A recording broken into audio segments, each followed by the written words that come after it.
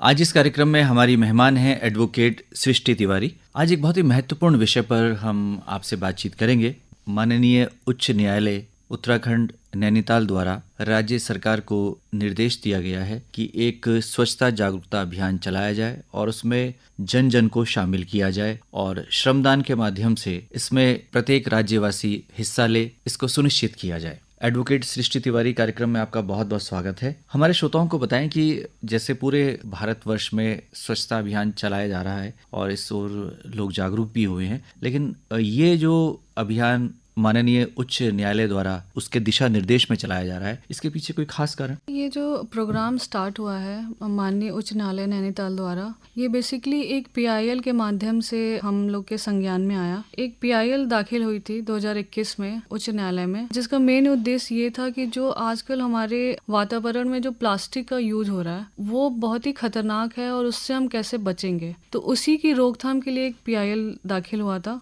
और वो सुनने के बाद, उसकी जितनी भी हियरिंग हुई है उसको सुनने के बाद माननीय उच्च न्यायालय ने एक दिशा निर्देश जारी करा कि जितने भी वेस्ट मटेरियल हैं, चाहे वो बायोडिग्रेडेबल हो या नॉन बायोडिग्रेडेबल हो, उनको आप किस तरह से चिन्हित करेंगे और उनको यूज करने के बाद कैसे आप उनका रिसाइकल वगैरह करेंगे। तो उच्च न्यायालय हैं, इनके जो चीफ जस्टिस हैं माननीय श्री विपिन सांघी जी, उन्होंने ये आदेश दिया कि उत्तराखंड में जितने भी ऑर्गेनाइजेशंस हैं उनको सबको एक एक नोटिस हम भिजवाएं और उनको ये निर्देशित करें कि आप एक कमेटी बनाएंगे अपने लोगों की, और कमेटी बनाने के बाद आप एक पर्टिकुलर डे डिसाइड करेंगे। जैसे कि इस बार हम मना रहे हैं 12 जून से लेकर 18 जून तक स्वच्छता वीक, जिसमें हम लोगों को अवेयर भी करेंगे। तो उसमें उन्होंने ये कहा था कि आप अपनी एक टीम बनाएं और जितने भी स्टेट में या आपका जो भी एरिया है जहाँ से आप बिलोंग करते हैं वहाँ का कुछ एक जगह ढूंढ लें, चाहे वो धार्मिक स्थल हो या पर्यटन स्थल हो या फिर कोई तालाब हो, नदी हो, नाला हो, जहाँ पे गंदगी बहुत है। आप उस जगह को चिन्हित करें और वहाँ जाएं अपनी टीम लेके, और जैसे पहले जिस हालात में वो जगह है उसका एक पिक्चर लें। उसके बाद आप अपना श्रम दान करें वहाँ पे, एंड उसके बाद फिर एक फोटो लेके और आप वो स्टेट की जो अथॉरिटी है, DLSA है, फिर स्टेट लीगल सर्विस अथॉरिटी है, वहाँ पे ये चीजें आप वहाँ सबमिट कर दें। तो ये करने का मेन उद्देश्य ये है कि लोगों में ये जागरूकता आएगी कि हमें अपने आसपास का जो वातावरण है उसको साफ रखना है। तो आपको पता ही है कि जहाँ भी अगर स्वच्छता नहीं होगी तो कितनी सारी बीमारियां आती हैं। तो उन बीमारियों से बचने के लिए बहुत जरूरी है कि हम अपने वातावरण को साफ रखें। प्लस अगर जितनी भी गंदगी रहेगी उससे सिर्फ हमें ही नुकसान नहीं होता है, हमें हमारे एनवायरमेंट को भी नुकसान होता है। जैसे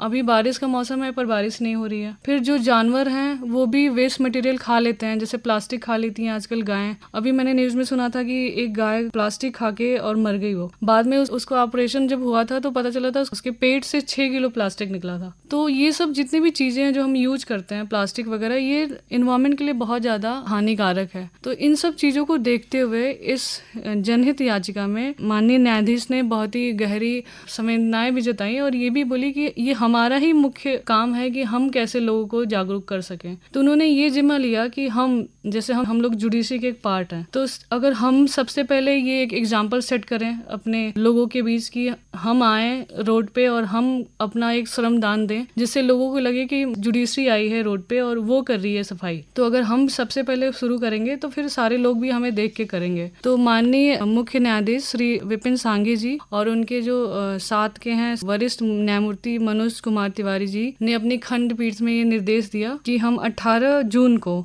स्टेट की सारी जुडिशरी मिलकर एक श्रम दान के रूप में सुबह 8 से 12 बजे तक 4 घंटे का एक प्रोग्राम स्टार्ट करेंगे और अपनी अपनी जुडिशरी के एरियाज में जाएंगे, अपनी टीम के साथ वहाँ पे सफाई करेंगे और फिर लोगों को जागरूक भी करेंगे सफाई के बारे में। यदि हम पर्यटक स्थलों की बात करें, धार्मिक स्थलों की बात करें, बस स्टॉप, रेलवे स्टेशन और जो हमारे जल स्रोत हैं, नदियां हैं, तालाब हैं, पार्क हैं, यहाँ पर हम देखते हैं कि लोग इनका प्रयोग तो करते हैं लेकिन इसमें गंदगी वो लगातार कर रहे हैं। तो जिस तरह से माननीय उच्च न्यायालय का आदेश है, तो खास तौर से यदि हम पंचायतों की बात करें, गैर सरकारी संगठन संगठनों की बात करें, छात्रों की बात करें, व्यापार संघ है और हमारा मीडिया है, तो इसमें किस तरह से अपनी सक्रिय भूमिका निभा सकता है? जो ये निर्देश हमें प्राप्त हुआ था, ये निर्देश सिर्फ हमें ही नहीं, बाकी 16 और भी जो ऑर्गेनाइजेशन है उनको भी भेजा गया था। उस 16 ऑर्गेनाइजेशन में सर एक तो chief secretary government of Uttarakhand भी हैं, फिर डीआईजी स्टेट ऑफ उत्तराखंड हैं, फिर जितने भी डिस्ट्रिक्ट जजेस हैं या प्रिंसिपल जजेस हैं उनको भी ये नोटिस जारी हुआ है, प्लस लीगल एडवाइजर हैं, फिर डायरेक्टर हैं उत्तराखंड जुडिशियल एकेडमी के, सेक्रेटरी हैं law cum government of Uttarakhand के, फिर principal chief conservator of forest department के हैं, उनको भी ये लेटर मिला है, मेंबर सेक्रेटरी हैं उत्तराखंड के, फिर चेयरमैन हैं परमानेंट लोक अदालत में, फिर रजिस्ट्रार हैं पब्लिक सर्विस ट्रिब्यूनल के। तो ये जितने भी लोग हैं सबको ये एक नोटिस भेजा गया है कि सारे लोग अपनी एक टीम बनाएं और एक पर्टिकुलर जगह को चिन्हित करें जहाँ पे वो जाके अपना श्रमदान दे सकते हैं। और ये देने का मुख्य उद्देश्य ये है कि आप हर एक डिपार्टमेंट के लोग अगर जाएंगे और ये चीजें बताएंगे लोगों को, तो वो ज्यादा अच्छे से चीजें खुल के सामने आएंगी। और लोग हमेशा, हमें पता है कि रूल्स रेगुलेशन तो हम बना देते हैं पर वो धरातल पे चीजें दिखती नहीं है। अब जैसे सर ये प्लास्टिक यूज को रोकने के लिए जो ये PIL फाइल हुई थी, इसके लिए सर 2013 में एक कानून ऑलरेडी बना था जिसका नाम था प्लास्टिक वेस्ट मैनेजमेंट रूल, और 16 में इसको अमेंड भी किया गया, फिर 18 में भी इसको अमेंड किया गया, और उसमें काफी सारे निर्देश थे। और सर निर्देश में सबसे बड़ी चीजें ये थी कि जितने भी डिस्ट्रीब्यूटर्स होते हैं प्लास्टिक बनाने के, या जो एक्सपोर्टर हैं या जो सेलर हैं, जिनका मेन उद्देश्य है कि वो जैसे वो प्लास्टिक बेच रहे हैं, बना रहे हैं और मार्केट में फैला रहे हैं, तो इस PIL के माध्यम से कोर्ट ने ये भी कहा था कि जो प्राइमरी रिस्पॉन्सिबिलिटी है वो एक्सपोर्टर की होनी चाहिए, डिस्ट्रीब्यूटर्स की होनी चाहिए और सेलर की होनी चाहिए, कि जितना भी वेस्ट मटेरियल वो मार्केट में लेके आ रहे हैं या लोगों के बीच में जो घूम रहा है, उसको कैसे वो वापस अपने पास ले आएंगे और उस चीज को कैसे स्टेट सर्विस लीगल अथॉरिटी को वापस करेंगे वो चीज, ताकि वो रिसाइकिल हो जाए। तो इस पे हाईकोर्ट ने काफी एक बड़ा टीम बनाने का एक आदेश दिया है कि पूरे स्टेट में जितने भी एक्सपोर्टर हैं या जितने भी डिस्ट्रीब्यूटर्स हैं उनकी एक लिस्ट बने और वो लोग स्टेट सर्विस अथॉरिटी के पास जाएं और अपना एक रजिस्ट्रेशन कराएं वहाँ पे, और वो वहाँ पे एक शपथ भी लें कि अगर हम किसी भी चीज़ का मैन्युफैक्चरिंग कर रहे हैं तो उसके बाद हम उस चीज़ को कैसे वापस अपने पास लेके आएंगे ताकि उसका रीयूज रिसाइकिल हो जाए। सर हमें पता है कि प्लास्टिक जल्दी से ख़त्म नहीं होता, ये हर किसी को पता है, तो प्लास्टिक का यूज आप किस तरह से करोगे रिसाइकिल करके।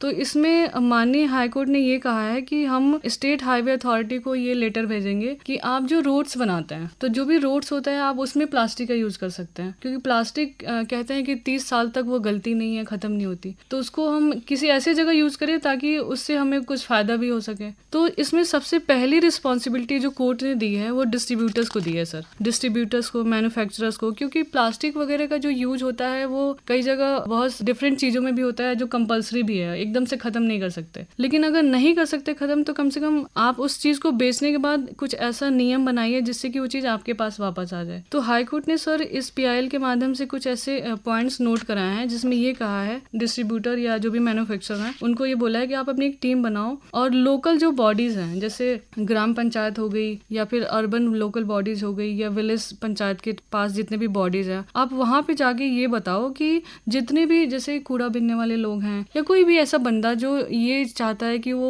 इन्वायरमेंट को क्लीन करना चाहता है, तो उन लोगों ने कहा है कि लोगों को प्रोत्साहित करो कि वो जो भी यूज प्लास्टिक है वो हमारे पास लेके आए और आप उनको कुछ अवार्ड दे दो, कुछ सम्मानित करो ताकि वो खुश रहे इस चीज से और वो वापस लाके आपको दे के भी जाए। तो ये सब चीजें भी इसमें बताई गई है। तो इससे ये होगा कि आपने जो मार्केट में जो चीजें फैलाई हैं वो आपके पास वापस भी आ जाएगी, आप उसको कलेक्ट करके वापस स्टेट सर्विस अथॉरिटी को वो सौंप दोगे जिससे कि वो उसका रिसाइकिल और रीयूज कर पाए। ये चीजें सर इसमें दी गई हैं। जी, एक आम नागरिक के दायित्वों की यदि बात करें तो आप क्या कहना चाहेंगे कि ये प्लास्टिक के यूज को कैसे कम किया जा सकता है, क्योंकि बहुत कुछ हमारे हाथ में है, हम आज भी प्लास्टिक के अन्य विकल्पों जैसे कपड़े के थैले आदि का प्रयोग कर सकते हैं। हमारा तो सबसे बड़ा रिस्पॉन्सिबिलिटी ये है कि हम किस तरह से प्लास्टिक का यूज रोकें। असर रोकने का उद्देश्य तभी कंप्लीट होगा जब हम खुद से अमल करेंगे चीजों को। तो बाकी लोग कैसे कर रहे हैं उस पर ध्यान ना देके हमें सबसे पहले अपने ऊपर ये चीजें अप्लाई करनी है कि अगर हम जैसे मार्केट जा रहे हैं सब्जी लेने के लिए या कोई भी सामान लेने जा रहे हैं तो आप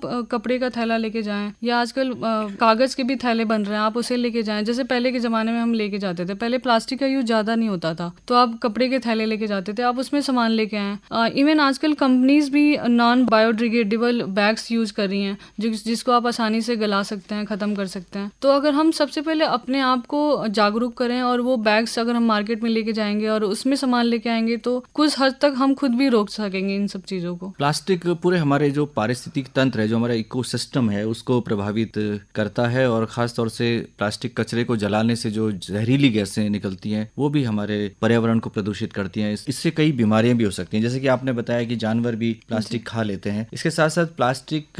को यदि हम डंप करते हैं तो मिट्टी का प्रदूषण भी हो सकता है और हमारा पानी भी इससे प्रदूषित हो सकता है। अब हम जानना चाहेंगे कि स्वच्छता और पर्यावरण के प्रति जागरूकता अभियान कई वर्षों से चलाए जा रहे हैं। हम हर बार जब इस तरह के नए अभियान देखते हैं तो एक मौका होता है जब हम संकल्पवान हो, हम संकल्प लें, हम प्रतिज्ञा लें। तो क्या इस बार भी कोई ऐसी प्रतिज्ञा ली जाएगी? जी सर, इसमें हमारे लिए एक प्रतिज्ञा का रूप दिया गया है, जिसमें जो मैं आपको पढ़ के बताना चाहूँगी। मैं शपथ लेती हूँ कि मैं स्वच्छता के प्रति वचनबद्ध रहूंगी और इसके लिए समय दूंगी। मैं स्वयं से, अपने परिवार से, अपने मोहल्ले से और अपने कार्यस्थल से स्वच्छता की पहल करूंगी। तो अभी ये बहुत ही अच्छी शपथ है और निश्चित तौर पर प्रत्येक राज्यवासी जहाँ भी है वो ये शपथ लेगा और इस ओर आगे भी बढ़ेगा। हम जानना चाहेंगे कि जैसे 12 जून से ये कार्यक्रम आरंभ हुआ है, ये अभियान आगे आने वाले दिनों में किस तरह से ये 18 जून तक मनाया जाएगा, किस तरह के आयोजन इसमें होने वाले हैं? इसमें जो हमारे लिए है, जैसे हम लोग जुडिशरी के एक पार्ट हैं, तो हमारे लिए हमारे जो माननीय जिला जज हैं उन्होंने अभी हमारी एक मीटिंग ली थी 2 दिन पहले ही, जिसमें उन्होंने हमें बताया है कि हमारे जो बार काउंसिल के मेंबर हैं और बार एसोसिएशन के जो मेंबर्स हैं वो सब लोग अपनी एक मीटिंग करें और 15 तारीख तक एक टीम बना लें, 1 या 2-4 जितने भी टीम्स बना सकते हैं, सारे एडवोकेट्स मिलके, सारे कोर्ट के स्टाफ, सारे जजेस मिलके अपनी एक टीम बनाएं और उनका नाम हमें 15 तारीख तक जज साहब को देना है, डिस्ट्रिक्ट जज साहब को। और उसके बाद हम एक पर्टिकुलर जगह को चिन्हित करेंगे, या तो हमारा कोर्ट परिसर भी हो सकता है, या जैसे हमारा जो कोर्ट है वो पलटन बाजार के आसपास है तो हम बाजार का कोई एक एरिया सुनिश्चित कर सकते हैं, रेलवे स्टेशन का कोई एक एरिया ले लेंगे, या फिर आसपास जो तालाब होंगे या जो धार्मिक स्थल हैं जहाँ ज्यादा गंदगी रहती है तो हम लोग उनमें से कोई एक जगह डिसाइड करेंगे, वहां जाएंगे सुबह 8 बजे और वहां पे अपना श्रमदान देंगे। एक चीज और मैं बताना चाहूंगी, जैसे अगर हम जब श्रमदान देने जा रहे हैं तो जो भी हमें वहाँ पे इक्विपमेंट की जो जरूरत पड़ेगी, जो सामान की जरूरत पड़ेगी, जैसे झाड़ू हो गया या डंपिंग बैग्स हो गए, ग्लव्स हो गए या फिर डस्टबिन जो हो गए, तो ये सारे जो भी सामान है इनका जो अवेलेबल कराएगी वो डिस्ट्रिक्ट सर्विस लीगल अथॉरिटी ही कराएगी हमें, और फिर वो सामान लेके हम जाएंगे वहाँ पे और अपना श्रमदान देंगे सर वहाँ। आम व्यक्ति को इससे जुड़ाव के लिए क्या आपका मैसेज है कि आम आदमी भी इसमें शामिल हो सके? हमारा मैसेज यही रहेगा कि जहाँ पे भी हम जाएं वहाँ पे हम अपना श्रमदान देने के बाद लोगों को जागरूक कर सकें, वहाँ जितने भी लोग हों उनको हम आपस में ये बताएं कि स्वच्छता हमारे लिए कितना इम्पोर्टेंट है, और तभी हम ये चीज़ों में सफल हो पाएंगे जब हम खुद से लागू करेंगे ये चीज़ें। और सर ये चीज़ तभी लागू होगी जब सबसे पहले हम अपने आप से ही ये प्रतिज्ञा लें कि हम अपने आसपास किस चीज़ों को कैसे साफ रखेंगे। तो सर इसमें सबसे बड़ी चीज़ यही है कि आप जितना भी अवेयरनेस फैला पाएं वो ज़्यादा जरूरी है। युवाओं को और बच्चों को इस अभियान से जोड़ने का भी कोई प्रयास किया जा रहा है? सर बिल्कुल भी किया जा रहा है ये चीज़। बहुत सारे ऐसे NGOs हैं जिनको भी ये नोटिफिकेशन जारी हुआ है कि वो अपने लोगों को ये जाके बताएं कि स्वच्छता के प्रति जागरूक रहना कितना ज़रूरी है और इससे सतर्क रहना भी बहुत ज़रूरी है। इसका असर सर इन्वायरमेंट पे भी पड़ता है, इसका असर स्वास्थ्य पे पड़ रहा है, जानवरों पे पड़ रहा है, इवन जितनी भी बीमारियां आजकल फैल रही हैं वो भी इनका मुख्य स्रोत बन रही हैं। जितने भी युवा हैं उनको हम लोग जाके बताएंगे ये सारी चीज़ें, इवन हम बताते भी हैं कि हमारे लिए स्वच्छता कितना ज़रूरी है। और सर सबसे बड़ी बात ये है कि वो खुल के सामने आ भी रहे हैं। आजकल बच्चे भी बहुत अवेयर रहते हैं कि प्लास्टिक नहीं फेंकना है, लिटरिंग कहीं भी नहीं करनी है, तो सर इवन स्कूल्स में भी उनको ये बताया जाता है। और सर ये जो नोटिस है ये स्कूलों में भी भेजा गया है ताकि वहाँ पे वो अपने बच्चों को बताएं कि सफाई का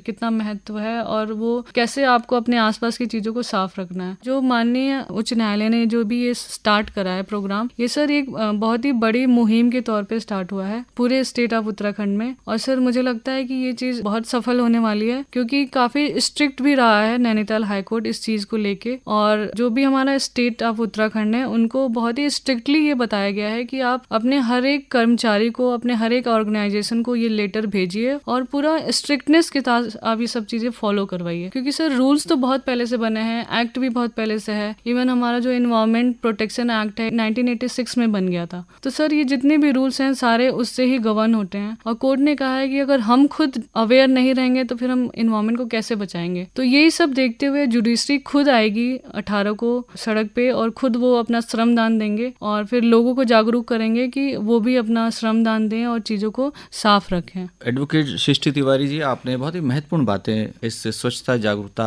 अभियान के संबंध में हमारे श्रोताओं को बताई, और ये अभियान 12 से 18 जून 2023 तक माननीय उच्च न्यायालय उत्तराखंड नैनीताल द्वारा निर्देशित है, और इसमें आम व्यक्ति की प्रतिभागिता भी हो सकती है। जैसे कि आपने बताया, सभी जुडिशरी के लोग इसमें जुड़ेंगे, आम व्यक्ति इसमें अपना योगदान दे सकता है। आप स्टूडियो में आई और हमसे बहुत ही महत्वपूर्ण बातचीत आपने की, आपका बहुत बहुत आभार, बहुत बहुत धन्यवाद।